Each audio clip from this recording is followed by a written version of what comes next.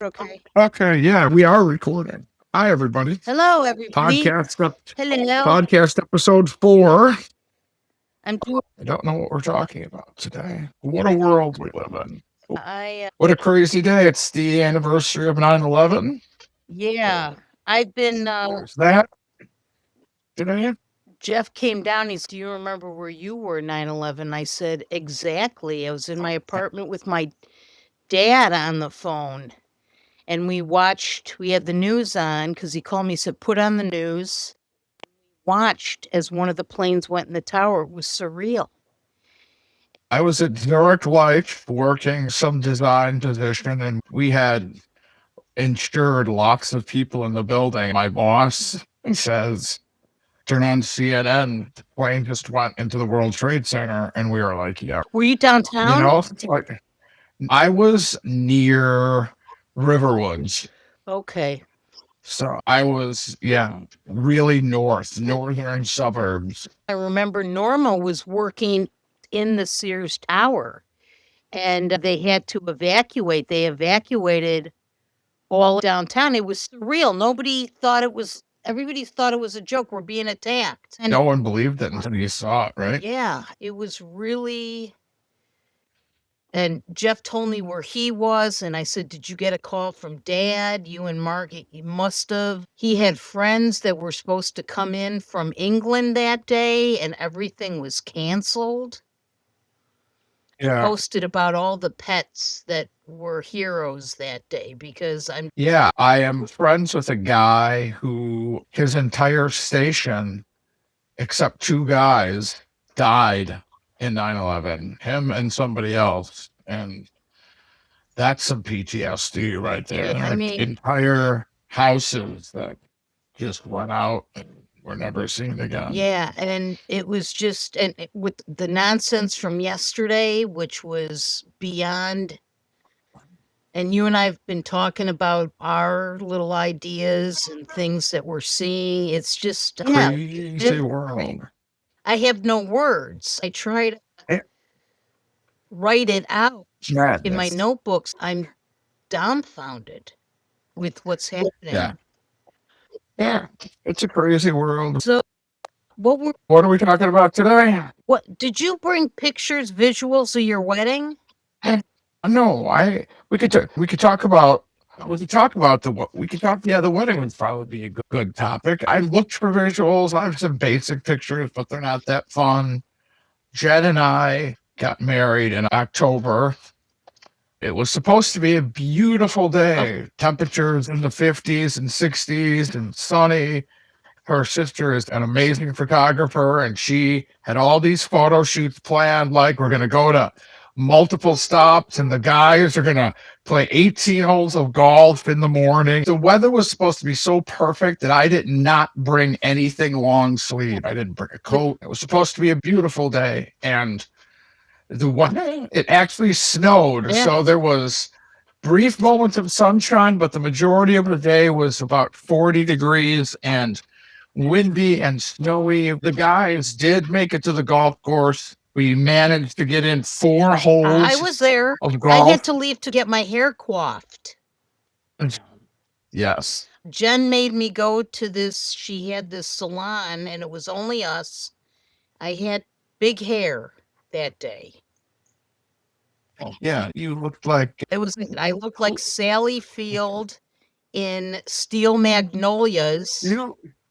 You looked like Roy Orbison in 1968. Yeah, it was big hair.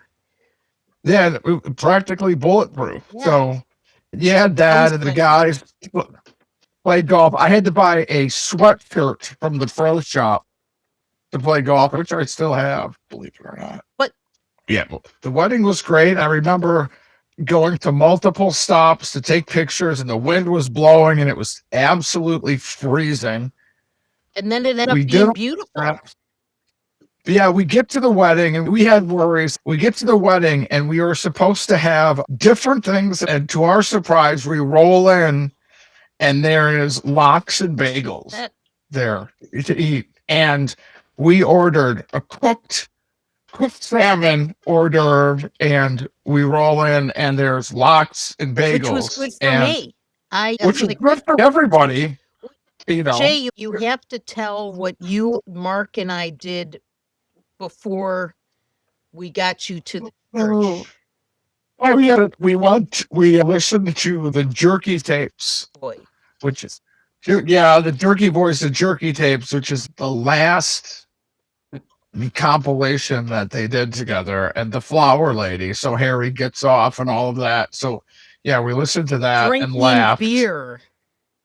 Yeah, drinking.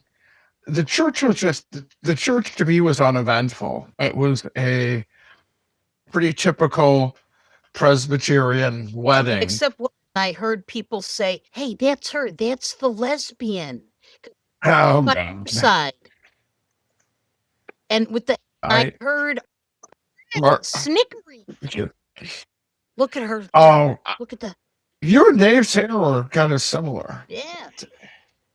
As I recall. Yeah. The event itself was the wedding ceremony itself was uneventful. It was when we got to where we had the reception at the resort, where you walk in, lox and bagels. That's incorrect. The florist we had chosen also did the candles, and she wanted to have these floating candles on the table. We were worried that the floating candles would tip over, and we walk in, and every single candle in every one of these centerpieces was tipped over and not burning. That was a huge problem. And so we had an open bar. It was great for us. I went to that immediately. Yeah, Mark, everyone, Derek and Meg went to the open bar. Beeline for the bar. Correct. Bridal party, beeline. But yeah, we're camped in front of the bar. I recall people having cigars with my dad. So everyone's hanging out there before we go into the reception. Jenn's uncle, Neil, rest in peace, grabs me about 2 minutes before they announce the bride and groom. I think he's going to say congratulations or something. He grabs me by the ear and he whispers in my ear, if you hurt Jennifer, I swear to God, I'm going to kick your ass. Told me that. I was like, what the hell? Neil and I had always had a good relationship, and I was like, what in the world? About 30 seconds later, Gloria, his wife, comes and literally grabs him by the back of the ear and drags him out, and he was never to be seen again at the reception that night. And they announce the bride and groom, and everybody comes in to Ants Marching by Dave Matthews, and everyone's dancing around, and the reception is happening, and everything is fantastic, and the chicken dance is going on, and people have inflatables. Absolutely. On the floor.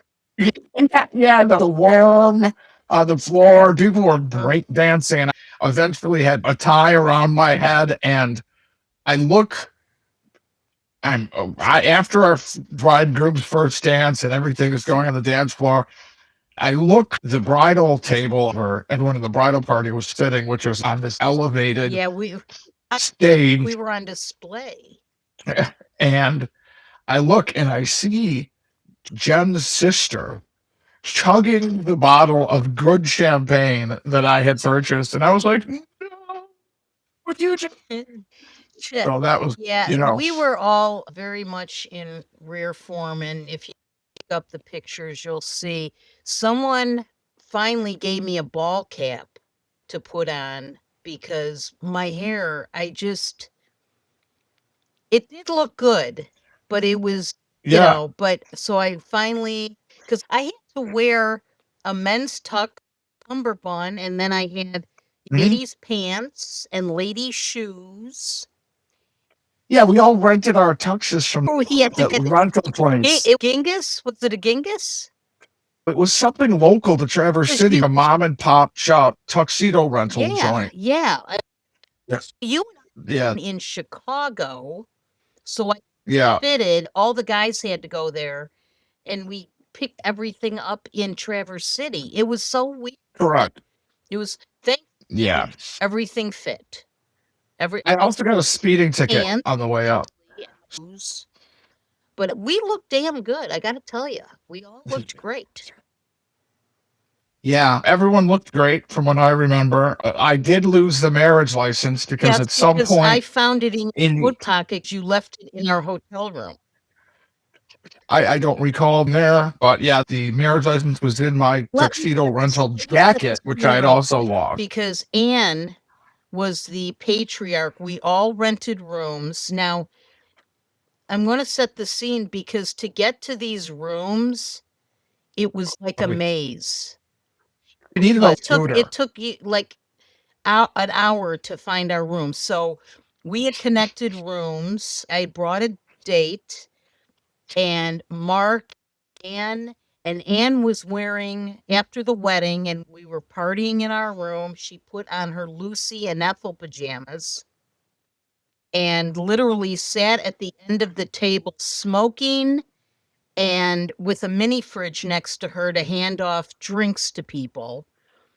We're playing quarters, we're drinking everything. We had a well-stocked bar and everything. You finally get there, just want to check it out, whatever.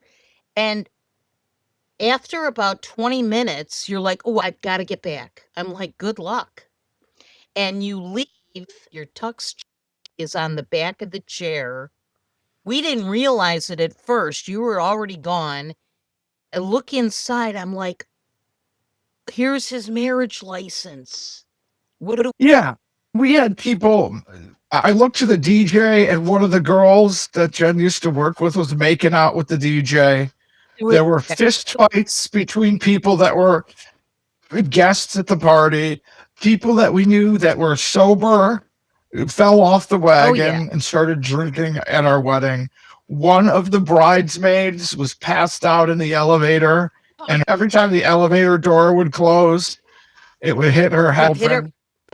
I talked to Ann Wagner, and she's, I'm trying to get the elevator up to our floor, and it's not coming.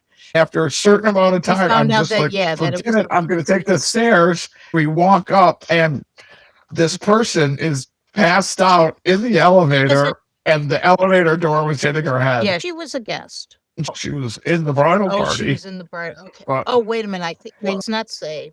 No, I'm not. That's right. Call. People just started showing up to our room, and we're like, how did you get here? How did you find your way here? We couldn't even find our way here.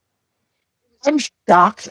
First of all, I don't remember. I have no we gave you recollection, your but yeah, because I lost. Not only have I lost my rental jacket, I've lost the marriage license. The next morning, we get down to the lobby, and there's bridesmaids still in their bridesmaids dresses. We're like, you go, guys, go to the gift shop and get a Gatorade and a mint.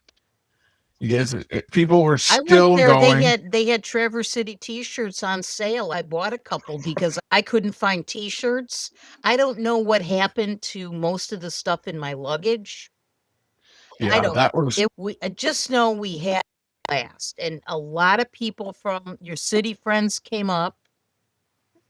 We all caravanned up there, pretty much, and it was. Yeah, you and Mark were late. You guys were in the same car. Oh yeah, Mark. There was a whole bus in his car. He had a big SUV, and he going home. He gets pulled over because he was speeding. And I remember Anne was in the front. I was in the back. My date. I think somebody else was there. I can't remember, but he gets pulled over. We're still in Michigan, and at this time, he was on the list for the Chicago police. I think he was still working at Farragut's. He was still working at Farragut's until he got the call. Yeah. And I don't know, he was going pretty, he talked his way out of it. And no ticket. I remember he got back and we took off and he was fine. And then the minute we got to a place, he just started tearing again. Yeah, making time. Went right to Farragut Yeah. afterwards, by the way. Of course. Yeah, Okay. you were getting ready for your honeymoon. Where did you go on your honeymoon? You went to Hawaii, didn't you? We went to Maui on our honeymoon. We were supposed to go to Aruba, and 9/11 happened, and we didn't want to leave the country and had to pivot rapidly. So we decided to go to Maui, that's a and good it was pivot. probably the best thing that ever Yeah. happened. It was my favorite place in the world. It was a really good pivot. Yeah, that was meant to be, and I'm sure we should get some guests on that were and tell some of their stories, because the Chicago Friends, everybody stayed over for a wedding. It was an event, especially if you were in the bridal party.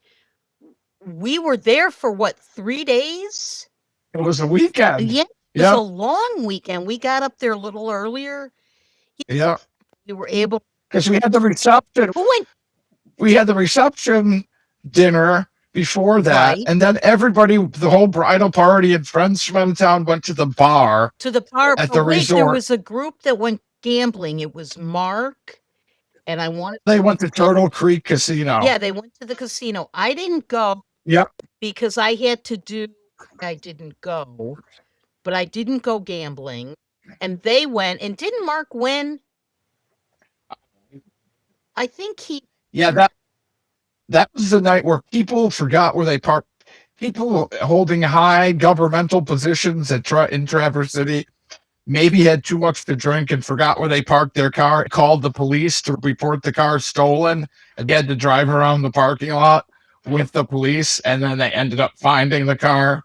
That happened.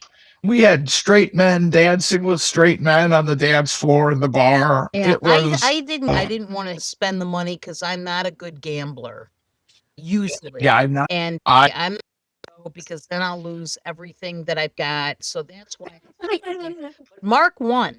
I remember Mark. Probably did. I don't remember what he was playing, if it was craps or blackjack or roulette or whatever, but he did win.